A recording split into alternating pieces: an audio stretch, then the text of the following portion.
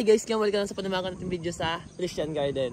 So ngayon guys, sa video natin na to, ayan, ipapakita namin guys or ipapaalam namin sa inyo kung paano ba yung gawin yung force bloom. Tama? Yun ang pag-uusapan natin ngayon, yung tungkol sa force bloom, yung pinipilit mo siyang pabulaklakin. Ginagawa natin yun halimbawa sa tag-ulan. Sa tag-ulan na mayroon tayong customer na gustong bumili na i-display nila halimbawa sa mga event. Tapos gusto nila maraming bulaklak. Yun ang pag-uusapan natin. Kasi ngayon naman kasi talaga tag-init. Kahit anong gawin mo talaga, mamumulaklak talaga yung mga bougainvillea. Kaya ginagawa yung pag-first bloom na yun kasi nga walang bulaklak. Pero kailangan doon sa greenhouse. So yun guys, pero kung ano guys, kung wala kayong greenhouse, mahihirapan kayo magpa-first bloom kasi nga kailangan natin ma-dehydrate yung mga halaman, itong mga bougainvillea, di ba ma? So, syempre pag tag-ulan, mababasa siya, hindi siya ma-dehydrate. At isa pa doon, baka mahulog pa yung mga dahon or bulaklak nila pag nauulanan sila lagi. Oo, ganun nga, oo. Isang example natin guys, ito. Sobrang daming bulaklak. Nung nakaraan, puro dahon to. Puro dahon siya, walang bulaklak. Syempre ang ginawa ko, dinihydrate ko siya. Hindi ko siya diniligan na hanggang parang nagkaroon na ng mga ganito yung mga dahon. Kasi ito malalaglag na rin to eh. Oh guys, yung tipong ano guys, yung di ba hindi mo siya diniligan, parang sobrang init na bababagsak na yung yung dahon niya. Yung natutuyo nalalanta, na siya. Nalalanta na to. Ang ginawa ko pagkatapos noon na kuha na siya, na medyo nalalanta na tong dahon, nilagyan ko siya ng fertilizer. Nilagyan ko siya ng fertilizer muna. Ayan na yung mga dahon na nalalaglag. Yan. Patunay na pinalanta talaga ni mama yung itong bougainvillea na to.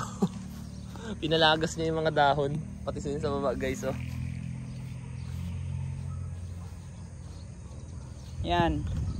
Pagkatapos nung tuyo na yung itong ipa dito sa ilalim, tapos parang nalalanta na ito, katulad dito nagaganito na, nalalaglag na sila.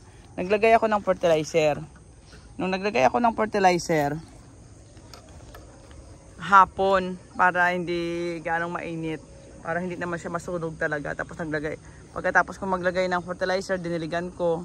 Kinabukasan ng umaga, diniligan ko ulit para matunaw yung fertilizer. Ginagawa ko yun linggo-linggo na ganun. Ito na yun nangyari. Naglalaglagan na yung mga dahon, yung kapalit dun sa mga dahon nila, mga bulaklak. Bulaklak na. Ayan, ang dami na nagpapasibol ng mga bulaklak. Mga palabas guys. Ayun, halos itong buong stem may bulaklak. Oo, lahat yan. Tapos ito naman guys, mahuhulog pa to. Ayan naghuhulog pa. Nahuhulog pa yung mga ibang dahon. Hindi nakikita. Hindi nakikita.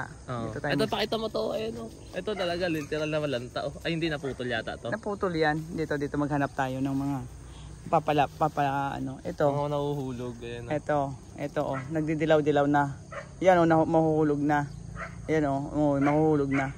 Mga nagdidilaw-dilaw na sila. Mahuhulog, halos lahat to matatanggal sila. Pag natanggal na yan sila, ito kita mo. Nagdidilaw-dilaw na sila kasi parang nalanta. Mahuhulog yan sila Yung papalit dyan, yun yung mga bulaklak. Tapos ito na yung papalit. Ayan. Natin ng mas mabuti. Ayan. Lahat ng mga natitira dyan na pinag-alisan ng mga dahon na yan. Pinag-alisan ng mga dahon na yan. Bulaklak ang kasunod na yan dyan. Yan Yan. Yan ang ginagawa namin. Lalo na pag marami siyang dahon, nilalanta ko muna siya. Tapos naglalagyan ako ng fertilizer. Ito na yung labas niya ngayon. Punong-puno siya ng bulaklak guys. So ayun guys, baka may magtanong sa inyo kung pwede bang mag force bloom sa any season. Kung kahit anong season, tag-ulan man yan, tag-init. Oo, pwede. Lalo sa tag-init, syempre yun ang pinaka kasi sobrang init niya na, tapos yun ang gusto ng bougainvillea, yung mainit talaga. Kaya mas marami talagang lalabas na bulaklak. Kung tag-ulan naman guys, yun nga, ang sinasabi lang namin is sana meron kayong greenhouse. Kasi guys, pag may greenhouse kasi kayo, madali nyo madidehydrate yung puno at the same time hindi siya mababasa ng ulan. Kasi nga guys, pag wala kayong greenhouse, ang mangyari lang sa kanila is madidiligan lang din sila sa ulan. Paano mo nga siya madi-dehydrate kung kung wala kang greenhouse, GB? Oo. Paano mo siya madi-dehydrate kung wala kang greenhouse? Oo, yun kasi ang isang reason. Ang karamihan naman kasi na gumagawa ng ganun pag may order ng tag-ulan. Tapos, kailangan nilang gamitin sa ano. Meron silang event na gusto nila na puro bulaklak ng bougainvillea ang gusto nilang ilagay. Kailangan mo siya, halimbawa, isang buwan bago may mag-o-order. Halimbawa ngayon nag-order sila na kailangan nila isang buwan pa. Pwede mo siyang gagawin na December. Oo, halimbawa November ngayon, first week ng November. Tapos kailangan nila ng mga December 20. Pwede kang mag force bloom kasi yung time na yun, tamang-tama yun eh. Tamang-tama yun na pagdating ng December 20, hitik na hitik siya sa bulaklak. Mga isang buwan, tamang-tama kasi isang buwan na dinihydrate mo siya tapos naglalagay ka ng fertilizer. Yun, pagdating ng isang buwan, punong-puno talaga ng bulaklak. Pero sa ngayon kasi tag-ulan, tag-init kasi ngayon eh. Kahit hindi ka mag force bloom. At saka hindi siya mahirap pa bulaklakin kasi sa tag-init. Sa tag-init kasi talaga yun ang gusto niya. Yun kasi tinuturo lang namin para doon sa may greenhouse tapos tag-ulan. Oo, yun. May bulaklak sila. At saka guys, baka pala may magtanong din bakit nung tag-ulan wala kaming ganong bulaklak. Kasi nga guys, di ba, yung greenhouse kasi natin dyan, huli na siya nagawa. No ma? Late na siya, nabasa na yung mga bougainvillea natin ng ulan. So, anong nangyari, kahit na natin siya doon, nabasa na siya, naglagas na yung mga dahon niya. Oo, tsaka ang daming namatay na. Oo, kasi talagang talagang nung time kasi na yun, ang ulan kasi dito, isang buwan mahigit dire-diretso. Dito sa amin sa Zambales. Lahat ng mga maliliit ko na, mga rotted, halos dami ang namatay. Pero sige lang, madali lang naman magpunla. Lalo na ngayon tag-init. Yan, tayong bulaklak. Ano pang gusto mong i-share sa kanila? Ano ba? Kasi, ayun, pag magpo-first bloom pala kayo guys, medyo siya, di ba, magpo-first bloom kayo, kadalasan yan tag-ulan eh. Pagka di ba medyo risky din yun kasi i-dehydrate mo. Yung iba hindi nila nakokontrol kasi sinasabayan ka agad nila ng fertilizer. Ang nangyayari kasi doon, baka mamatay. Kaya medyo risky siya, dapat medyo may sanay na kayo sa paglalagay ng fertilizer. Oo, kailangan hindi masyadong marami din kasi baka mamaya sobrang dami. Masunog. Ayan, oh. Kasi sa sobrang init ngayon, tingnan mo, daming bulaklak. Daming bulaklak. Ano yung sasabihin mo? Yung tawag dito, wala na ako. Ano ba yun? Nakalimutan ko na tuloy. Ikot-ikot na tayo dito guys. Sa susunod pwede i-comment kung anong gusto nilang pag-usapan. Oo. Anong topic, anong gusto nilang i-content itanong about bougainvillea, ganyan. Para tayo. Kasi bago pumapasok si Jan ngayon, total maraming bulaklak kasi ngayon. Ikot-ikot muna kami dito pag hinahatid niya ako. Tingnan mo, isa sa pinaka gusto ko talagang Hawaii white tsaka Hawaii violet, super. Kasi pagkatapos niya may kasunod na naman eh. At saka guys, alam nyo ba kahapon, ako malilate na ako sa school. Si mama gusto niya pa ipakita halos lahat ng bougainvillea niya doon sa vlog namin kahapon. Hindi naman lahat. Kaya ikot siya ng ikot kahapon. Sabi ko nagmamadali na ako, malilate na ako. Nako. Ito sobrang ganda. Yan. Medyo nga ngayon, medyo maglalabas na yung araw. Yan. Sa susunod mag-iikot kami ng dahan-dahan, isa-isahin natin yung mga bougainvillea, pakita. Mga variety. Yung ginagawa natin dati, yung may mga pangalan. May mga pangalan sila lahat-lahat. Para alam din ng mga viewers natin yung mga pangalan ng variety ng bougainvillea natin. Ito, sold out na to siya kahapon. Yan guys.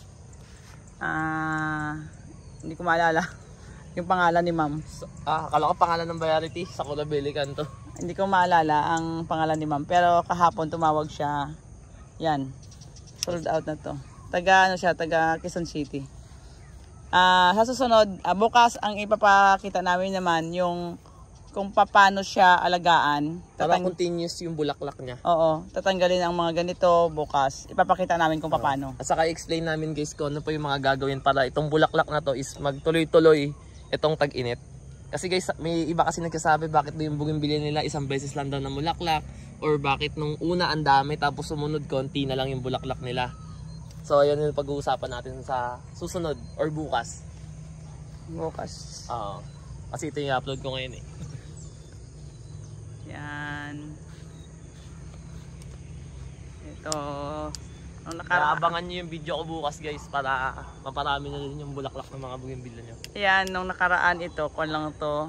Wala pang bulaklak, no? Oo. Puro dahon lang. Ngayon. Pupuno na naman siya. Oo.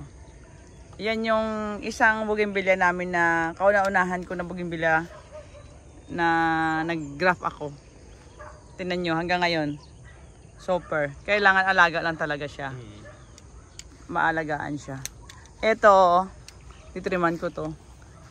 Hindi ko lang siya ginitriman kasi diyan ako kumukuha ng mga sayon. Ayun guys, kung mapapansin nyo ang haba ng mga sanga niya. Ganito kasi yung magandang gamitin guys na ano. Sayon. Na sayon pa mag-graft kayo. May mga ganito guys. Oh.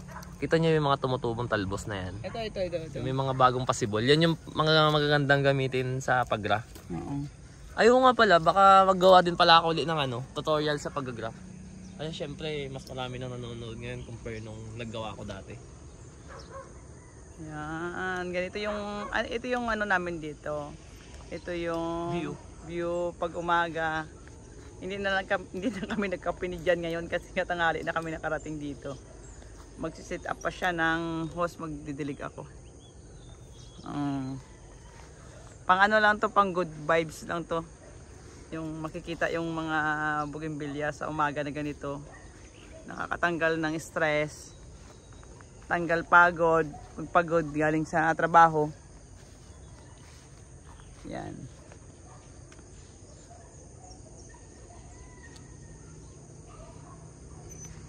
Yan.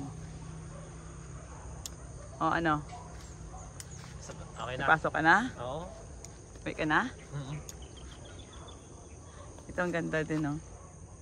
So ayun guys, dito na namin i-stop yung video kasi pag pinabayaan ko pa si mama baka ikutin niya pa itong buong bukid namin. So ayun guys, kita-kits lang tayo ulit bukas. Mag-upload kami ulit doon ng about doon sa paano magiging continuous yung bulaklak ng mga bougainvillea nyo. Abangan nyo yun guys para marami kayo matutunan. So yun lang guys, bye!